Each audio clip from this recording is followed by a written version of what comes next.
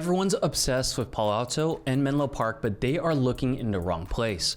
While so many people are fighting over $3 million teardowns, something massive is happening just 10 minutes away. Redwood City is hiding a $1 billion secret that's about to explode. Most Peninsula buyers have no idea what's coming, including a 12-acre project that will make other downtowns look outdated. Let me start by telling you about downtown Redwood City. I've watched it change so much over the last 10 years, but what's coming in the next couple of months will raise the bar even higher.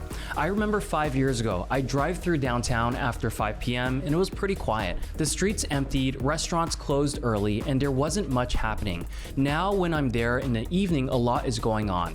Restaurants are busy, people are walking around. So what's driving this change? Let me break it down for you. The key thing is a restaurant scene. We're getting quality places that are attracting people from all over the peninsula. The newest one everyone's talking about is Ocean Oyster Bar and Grill. They took over the old spaghetti factory spot at Broadway and Jefferson. If you know the area, that's right near the Broadway pedestrian mall, which is becoming this little dining destination. When you get good restaurants opening up, it creates what I call a snowball effect. More restaurants mean more people walking around. More people mean more retailers wanting to come in. More retailers bring even more foot traffic, which attracts, you guessed it, more restaurants. It just keeps building on itself, similar to what's happening at Elko Yards, which I'll show you shortly. Then you've got the Courthouse Square. This has become the heart of downtown. They're doing art on the square, concerts, community events, and there's always something happening. And with the new 299-seat theater opening at the Veterans Memorial Building, this is only going to get better. What's telling is that I now have clients from San Carlos and Belmont who regularly come to Redwood City for dinner and entertainment. Think about that. 10 years ago, this wasn't even on their radar. The whole feel of downtown has shifted.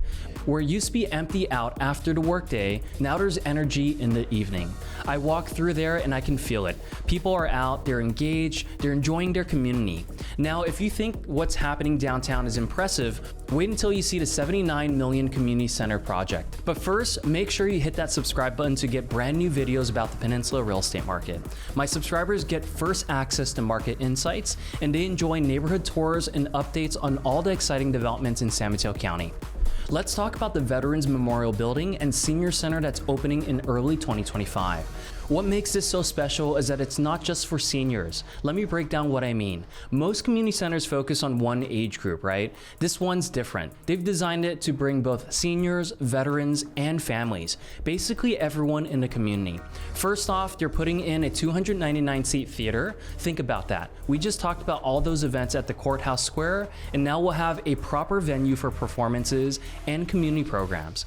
There's also a senior club room, mini gym, and wellness spaces with adaptive fitness areas. The key thing is, these aren't just closed off. They're designed so different generations can use them.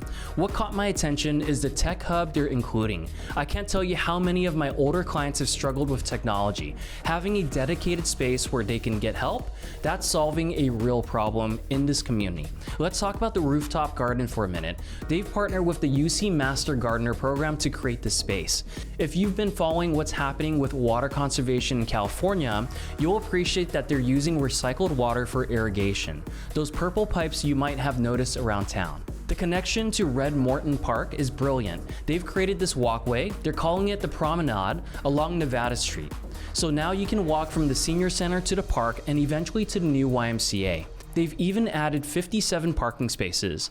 Because let's be honest, not everyone can walk that distance. Unlike the bike lanes on El Camino Real that we'll get into next. Properties near quality community centers tend to hold their value better. Families like being close to activities for their kids. Retirees want accessible programs. Health-conscious buyers appreciate fitness options. It's one of those amenities that appeals to different people for different reasons. I'm particularly interested in seeing how the programming develops. They're keeping all the current senior programs at low to no cost, and that's really important.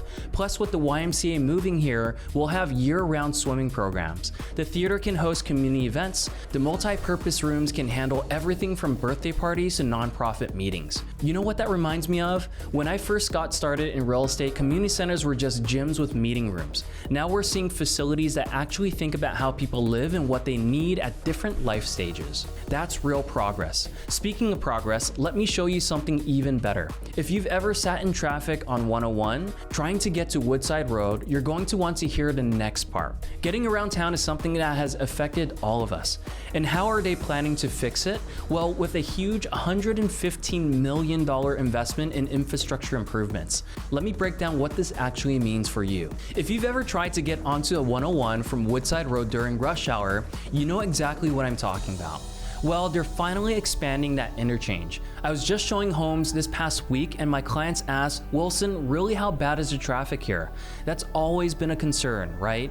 Well, this expansion should make a real difference so that it eliminates part of, if not all of the traffic. So here's something you might not know about. Between April to June, Marshall Street between Jefferson and Main is going to be closed for recycled water pipe installations. Remember those purple pipes I mentioned at the Senior Center?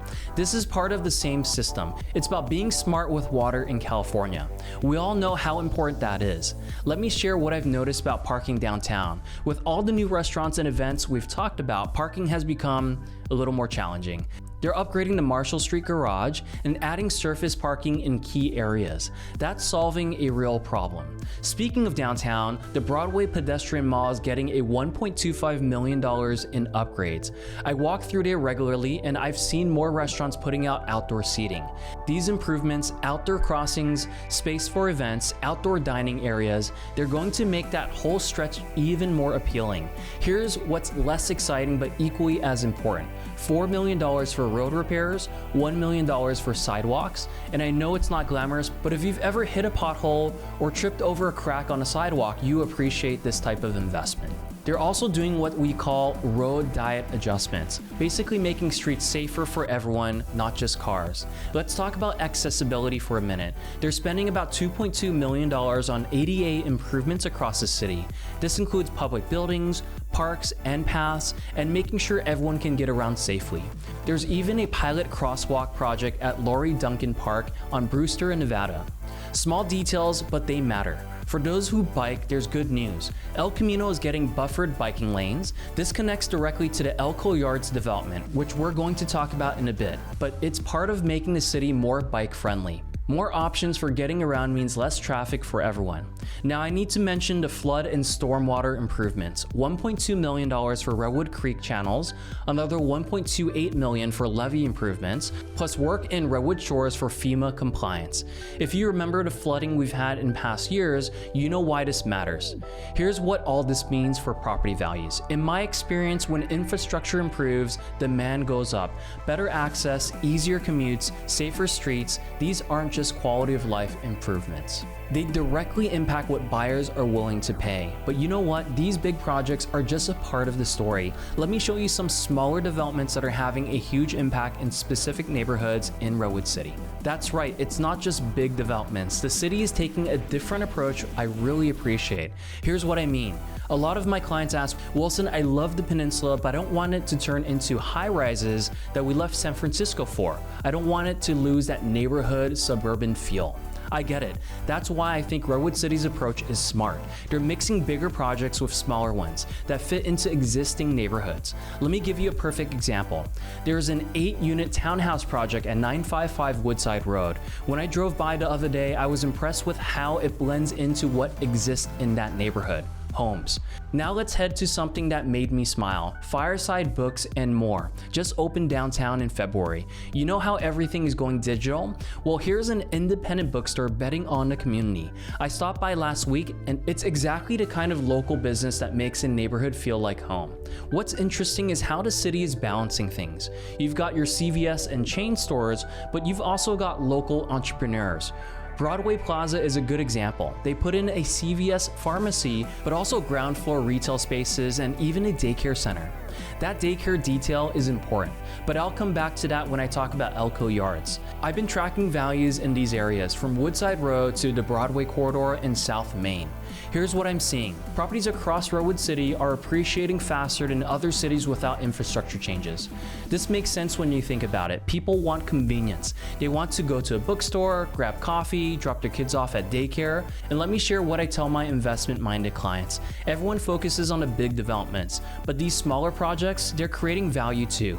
A new townhouse complex means more neighbors supporting local businesses. A new bookstore means that the area is more walkable. A daycare means young families want to live nearby. It's all connected. The key is these projects maintain what people love about their neighborhoods while still allowing for growth. It's not an either-or situation. You can have progress without losing character in a city. If you think this is all great, we still have Elko Yards. We're talking about 12 acres that's going to create an entirely new district in Redwood City. So let's dive into what's happening at Elko Yards. This is 12 acres between Woodside Road and El Camino, and honestly, it's like anything else that's happening on the peninsula right now. I've been watching this project since the planning stages, and here's what makes it really different. They're not just putting up buildings, they're creating a whole new neighborhood from scratch. When I explain this to my clients, I say, imagine dropping a mini downtown into South Main. Let me break down the numbers for you. We're talking about 592,000 square feet of office space spread over 4 buildings, over 500 residential units, and 147 of those being affordable, plus 28,000 square feet of retail. And remember, that daycare I mentioned earlier, an 8,370 square foot daycare center right on site. I've walked through the site last month and each building has its own personality. The Nest, opening up in Q2, has a childcare center on the ground floor, smart planning for working parents. The Shop has this flexible pavilion space. The Loft includes a rooftop deck and cafe, but my favorite is the Mill. They're putting the Shed restaurant in there, converting an old Perry feed and fuel building. That's keeping a piece of Redwood City's history, making it new. Here's what I think is brilliant about the design. They're making it completely walkable. Main Street's paving is almost done, and they're adding a bike lane along Redwood Creek. Dog park, outdoor seating, and even a performance space that was designed for people to spend time there, not just pass through. Let's talk about timing. Building D with 249 units could break ground in 2025. That includes 50 affordable units, which matters if you're trying to get into the market. Building A follows another 252 units by 2026, and this whole residential component should be complete. Now here's something that caught my attention. The Chan Zuckerberg Initiative has already signed a lease for 225,000 square feet. When you get an anchor tenant like that, it tells you something about the project's quality. It also typically helps property values in surrounding areas. I was reviewing the notes from one of the developers recently, and they shared something interesting. They said this isn't just about adding more space to a city. It's about changing how people think about Redwood City. Instead of it being a city between San Carlos and Menlo Park, it has become a destination for itself. From my experience with similar projects in other cities, properties within walking distance tend to appreciate faster than that in the city average. That's not a guarantee, but there's a pattern I've seen repeatedly, especially with more infrastructure and developments coming to town.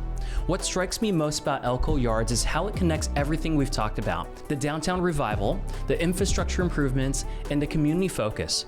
This project ties it all together.